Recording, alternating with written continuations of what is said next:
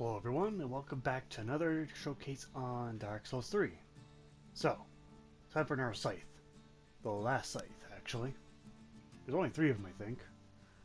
If it's the 4th one, I probably just missed it. Not to get the next playthrough.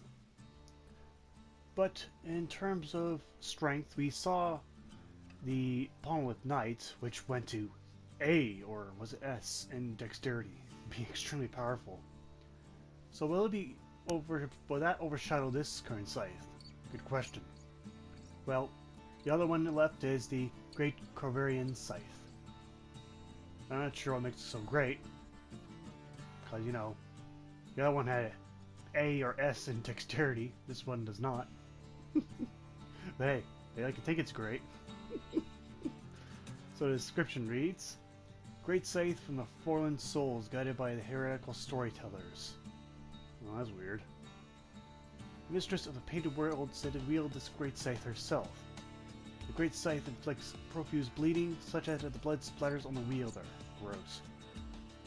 So yeah, so you see that Priscilla, or was it Priscilla? I kind of forget her name. It's been a while since I played the original Dark Souls, but it's making a reference to that itself. Anyway, the skill is the next wave. This attack aims for the scruff of a foe's neck. When successful, functions as a headshot, inflicting heavy damage. That's always tricky to pull off, because it's just a very thin area. You gotta attack exactly the bottom of the blade when it hits the enemy. Very tedious trying to line that up, especially when enemies don't want to stand still. But no matter, still hurts enemies regardless. But yes, so it's tied to Dark Souls lore.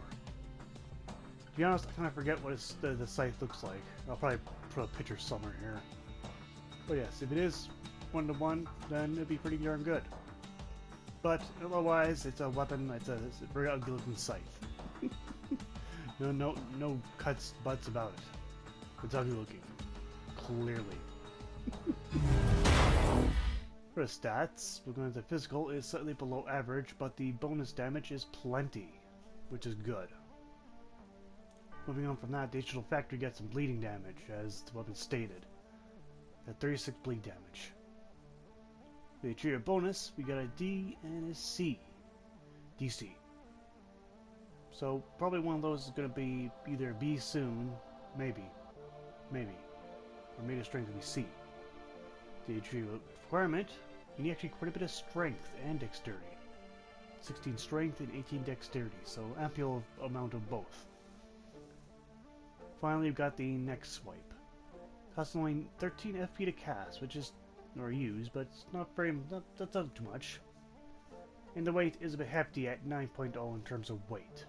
But then again, it is quite a large weapon, no surprise there. For the animations, the basic attack is a downward swipe. Very quick though, very quick indeed. The power attack, we got a more wind up, but it's horizontal and still very quick. Two-handed base attack, you got a very quick downward swing. These scythes so damn quick. And you got the power attack, which is upwards and sideways lunge. And then you got the special, the next swipe. That's pretty much the slowest attack of all the attacks it does have, but hard to aim too. And then you got the sprint well swipe. So for the upgrades, this weapon does take plainable Titanite shards, and it's alright for terms of upgrade. You get 9 for one and 10 for the other, and pretty much it's it going through. Pretty solid upgrades.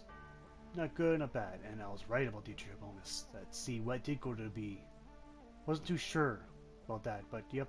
And I'm even right about the strength too, but however that goes into Titanite chunk, which I'll not take it any further for the sake of the review. So for performance, I expect it to perform just as good as any other scythe. Well, better than the original scythe, but I'm not so sure it'll do as good as the other scythe, you know, the Knight Monolith. Yep. Okay. Hold up, that was weird. Let me try that again. Why am I taking bleed damage? This weapon's causing bleed damage. Why is it causing bleed damage? Why am I taking on bleed damage? No. No, this is a bit of a issue here. Why am I taking on bleed damage? Okay, regardless, you can see it does solid damage against all enemies. Very much so. Why am I taking on bleed damage? Okay, so we can come to the conclusion that this weapon causes bleed damage. This will go through shields. Okay, now keep in mind that I have actually a very high bleed resistance. It is quite high. So you might think, okay, it's not that much bleed damage. But I'm a high level. Keep that in mind. I'm level 190. So this weapon causes you bleeding. You can quite very well kill yourself using this weapon. It's not a big problem for me. It's going to be a big problem for anyone else wielding this weapon. Anyway, I did pretty good against the Crocodile. Sorry, I'm getting a little scatterbrains in this now. But anyway, against the Black Knight, I better kill him quick and not drag out the fight. Now, in terms of damage, it's okay, meh. That's a problem. This weapon can't do meh, it's gotta do good. But I keep missing this next swipe. I haven't yet successfully used it once across multiple outings with these enemies. But no matter. Moving on to the pros and cons of Great Corvian Scythe. Pros are, it's an incredibly nimble weapon, like all the other scythes. It does have about excellent damage. Well, it's good damage, I won't say excellent. And that's pretty much it. On the con side, well, it can kill you. It causes bleed damage to its own, to yourself. I thought the bleed damage is for only the enemies, but no. The 33 bleed damage applies to us as well. Oh, that's crazy. Ugh. And to be honest, oh yes, and the special is difficult to use. I'll write that as a con, because across all 3 enemy types on 3 runs, couldn't successfully use it once. So, with that's pros and cons, let's go on to the score. The Great Corvian Scythe. Damage gets 7 out of 10. Reach also gets 7 out of 10. Animation, 7 out of 10. The reason why is because all attacks are very quick and does have the next swipe.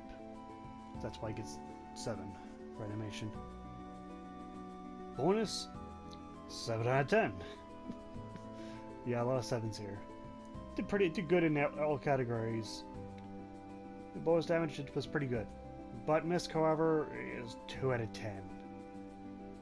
Despite it causing bleed damage, the bleed damage is a double-edged sword. It hits you as well. The blade is actually trying to kill you. It's like a nutcase sword or scythe. I'm just flabbergasted by that detail. So in total, the Great Corvian Scythe gets 30 out of 50, which classifies pretty good if you can't get past the fact that the blade's trying to kill you. They say your weapons demand your respect. I think this one demands more than your respect. It demands your blood and your life. Now, if you have a very large amount of bleed damage, or, bleed resistance, then go for the blade. If you don't have a lot of bleed resistance, don't touch it. It will kill you. Crazy weapon. Like, it's still powerful. That's for sure. But it asks a terrible price. Just go for a pawn lift scythe. It won't kill you. But that's been showcased for today. I thank you guys for watching, and I'll see you next time. Take care out there.